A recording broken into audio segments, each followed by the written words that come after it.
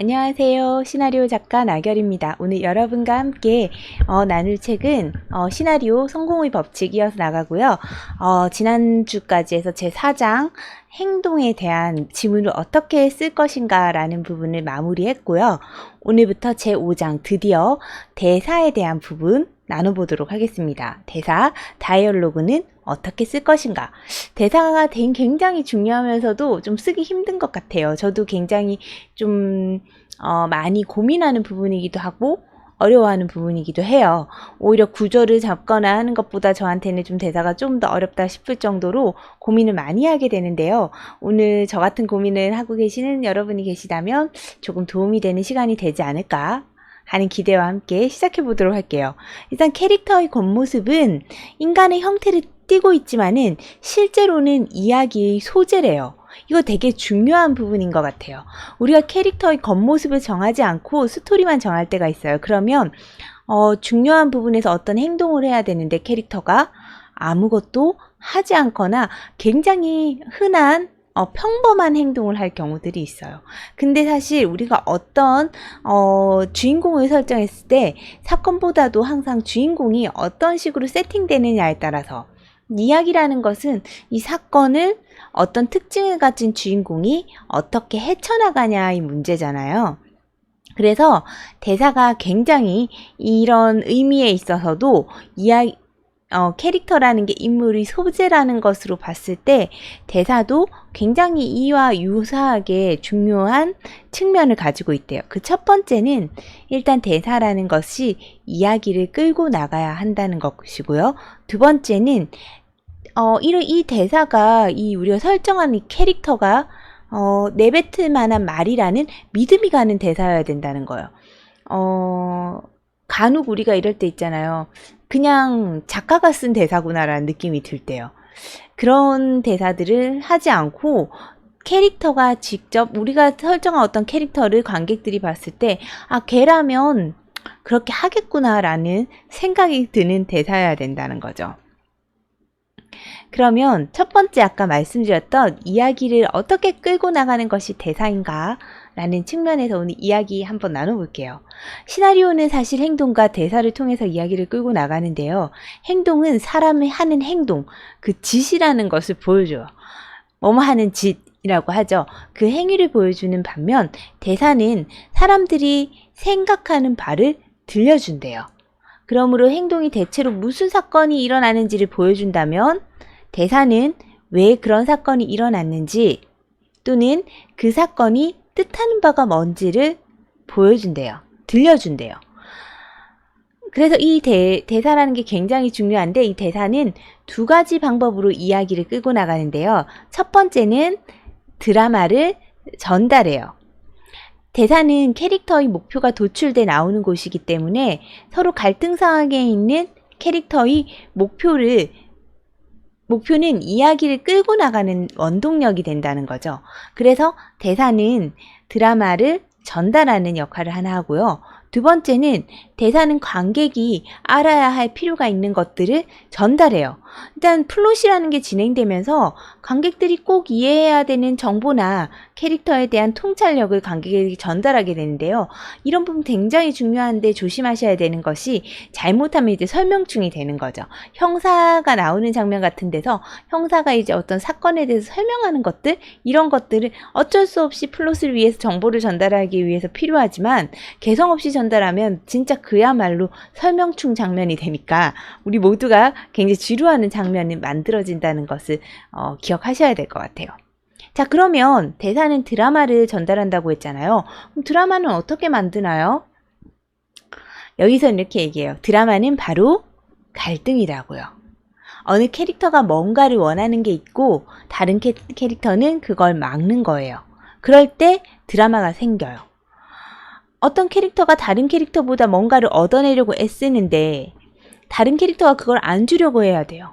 그래서 제가 학교에서 학생들을 가르칠 때는 이런 얘기를 해요.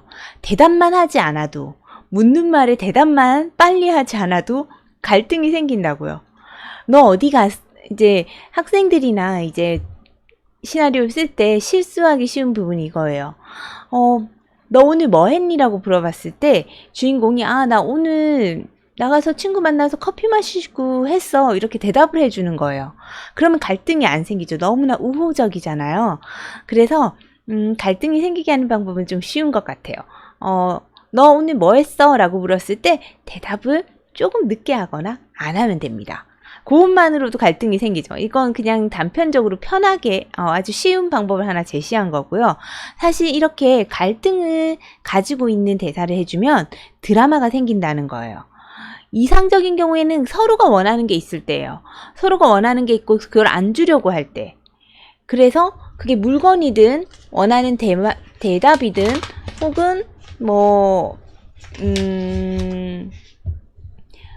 어떤 사실에 대한 확인이든 말이죠. 그것이 원하는 것들이 분명한 캐릭터들이 나서 서로 원하는 걸 해주지 않는 상황에서 이렇게 갈등이 생긴다는 거예요. 그러면 이 씬에서 대사는 언제 끝이 나냐면 그렇게 갈등, 원하는 것을 주고받고 하던 과정에서 원하는 것을 얻었을 때 바로 그걸 얻고자 하는 노력을 접었을 때 그 장면은 끝이 난다는 거예요. 이해가시죠? 그래서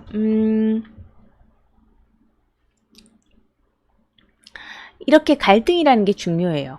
그리고 다음은 두 번째, 난 여기 말싸움하려고 온 게 아니야. 아니, 당신은 그러려고 온 거야 라는 제목이 있어요. 이건 뭐냐면 관객의 입장에서 논쟁을 주고받는 과정에서 나오는 정보를 소화하는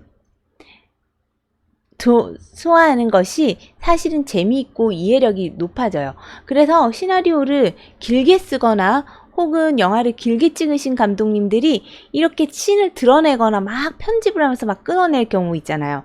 그러면 우리 관객들이 기본적으로 받아야 될 정보들을 못 받게 돼가지고 갑자기 저러다 끝나버려 이렇게 되니까 중간에 반드시 줘야 될 정보들이 잘려나가는 경우들이 있어요. 그러면 관객들이 또 이 감정 몰입을 못해요. 그래서 반드시 관객들이 알아야 될 정보를 전달하는 그런 역할을 하는 것도 있거든요. 근데 어떤 식으로 정보를 전달하면 좋냐면 여기 앞에 제목처럼 난 말싸움 하려고 온 게 아니야. 아니야, 넌 말싸움 하려고 왔어. 이런 것처럼 관객 입장에서 논쟁을 주고받는 과정에서 정보가 전달되면 그건 지루해하지 않는데요. 시나리오를 쓸 때 관객에게 어느 정도 정보를 전달해야 하는가를 항상 고민하게 되잖아요. 이것을 우리가 해설이라고 불러요. 캐릭터가 정보를 전달할 목적으로만 입을 열게끔 하지 않도록 주의하라고 합니다. 자, 그래서 제가 이제 항상 이런 상황에 예를 드는 게 그 희생부활자들 예를 들어요. 희생부활자들 보면 이런 이렇게 하죠. 그 일은 어떻게 해서 일어난 거야? 라고 하면 갑자기 이제 김래원 배우가 이렇게 나레이션처럼 보이스오버로 설명을 시작하면서 그 장면들이 막 몽타주로 나오게 돼요. 굉장히 지루한 그런 장면들이 설명충이라고 우리가 불리는 장면들이 굉장히 많이 나오거든요. 왜냐하면 캐릭터가 단순히 묻는 말에 대답하고 정보를 전달할 목적으로만 얘기를 막 하기 때문이에요. 그러면 관객이 그러면 전달을 해야 되잖아요. 정보는 전달해야 돼. 그렇죠. 그럼 어떻게 해야 되냐면 거기에 플러스 알파 양념을 막 쳐주는 거예요. 캐릭터 본인이 그것을 말해야 할 나름의 동기가 확실하고 그 대사와 캐릭터와 유기적으로 연결되게끔 해서 그걸 표현을 해줘야 된다는 거예요. 그리고 대사를 말해야 될 동기만 부여해서는 안 되고 논쟁을 주고받는 과정으로 표현하면 좋다는 거죠. 사실 이런 장면들 여러분 뭐라고 해야 되지? 범죄 영화를 쓰실 때 많이 나오잖아요. 어떤 경찰이 다른 경찰에게 일단 사건에 대해서 설명을 해줘야 되는 경우들이 있어요. 그죠? 그 장면은 필요하기도 하고 설득력 있는 장면이 되기도 하죠. 그렇지만은 굉장히 드라마틱하지 않을 경우도 있다는 거죠. 그럴 때는 어떤 식으로 해야 되냐면 그냥 어쩌다가 그 사람이 왜 죽었어?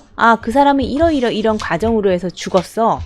그래서 이렇게 해서 시체가 발견됐어. 이렇게 표현하는 것은 굉장히 아무런 논쟁도 없이 정보 전달만 하는 거잖아요. 근데 어떻게 되냐면 네가 그 여자가 그렇게 죽었다는 게 말이 돼? 라고 누가 얘기를 했고, 형사가 제가 조사한 바로는 그런 게 발견되고 있어요. 야, 근데 그건 좀 말이 안 되는 것 같아.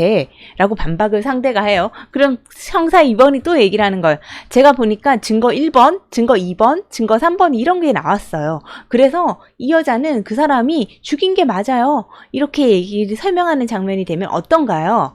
앞에처럼 자, 이 사건의 전말이 어떻게 되는지 설명해 보시게 라고 했을 때 증거 1, 2, 3이 나왔습니다. 그래서 이것은 A라는 남자가 B라는 여자를 죽인 살인사건이 됩니다. 라고 말하는 것과 이번 사건은 쉽지가 않은데 모든 증거가 말이 되지 않아. 증거 제대로 조사한 거 맞아? 라고 물었을 때 형사 2번이 네, 조사한 거 맞습니다. 일단 증거 1번이 나왔어요. 그 1번은 정말 명확하지 않은 증거 같아. 라고 또 반박을 해요. 그럼 형사 2번이 또 얘기해요. 1번만 있는 게 아니에요. 1번과 2번과 3번이 있다고요. 그래서 이 사건은 A가 B를 죽인 사건이에요. 이렇게 설명을 하면 약간의 논쟁이 양념처럼 착착착착착 쳐졌는데 이게 형사가 브리핑하는 장면보다 훨씬 재밌게 만드는 방법이라는 거예요. 캐릭터에 논쟁을 밀어넣는 것은 그 캐릭터의 또 성격을 드러내게 돼서 이 캐릭터가 정보를 전달하는 동시에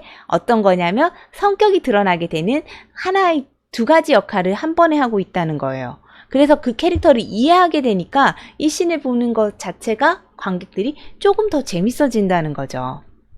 누군가 계란말이를 만들고 있는 것을 볼 경우 우리는 그 사람에 대해서 그리 많은 것을 알아내지 못한대요. 근데 계란을 부치거나 와플을 만드는 거에 대해서 누군가와 논쟁하거나 싸우는 장면을 본다면 우리는 그 사람을 확실히 이해하게 되죠. 여러분도 아시잖아요. 감정적으로 흥분한 상태에서 캐릭터가 드러나는 건 당연한 거라는 걸요. 일상에서도 우리 늘 그렇죠? 자, 오늘 여기까지 일단 첫 번째 대화에 대한 얘기, 대사에 대한 얘기 나눠봤어요. 제가 요새 여러분과 함께 나누기 위해서 계속 공부하고 있는 계속 오랫동안 공부하고 있다고 하는 책이 있는데 시나리오 어떻게 쓸 것인가 로버트 맥키의 다이얼로그라고 2탄이 있거든요. 그걸 한번 하고 있어요. 그리고 저희 오프라인 모임에서는 그걸 공부를 하고 있는데 굉장히 그 책 같은 경우에는 내용이 방대하고 어렵잖아요. 이걸로 이 다이얼로그 부분이 끝날 때쯤에 제가 그 책을 한번 시작해 볼까 해요. 굉장히 그래도 그 개념을 알고 모르고에 따라서 굉장히 달라지거든요. 그래서 저도 많이 노력하고 있습니다. 우리 함께 공부해서 더 좋은 글 쓰기로 하고요. 내일은 오늘보다 더 성장한 여러분으로서 더 좋은 글 쓰시기 바랍니다. 사실 오늘 하루 글이 잘 안 써진 거에 대해서 너무 걱정하지 마세요. 왜냐하면 내일 잘 쓰면 되니까요. 그럼 여러분과 함께 내일 좀 더 열심히 시나리오 공부할 것을 약속드리면서 오늘은 여기에서 마무리하겠습니다. 좋은 글 쓰세요. 사랑합니다. 안녕.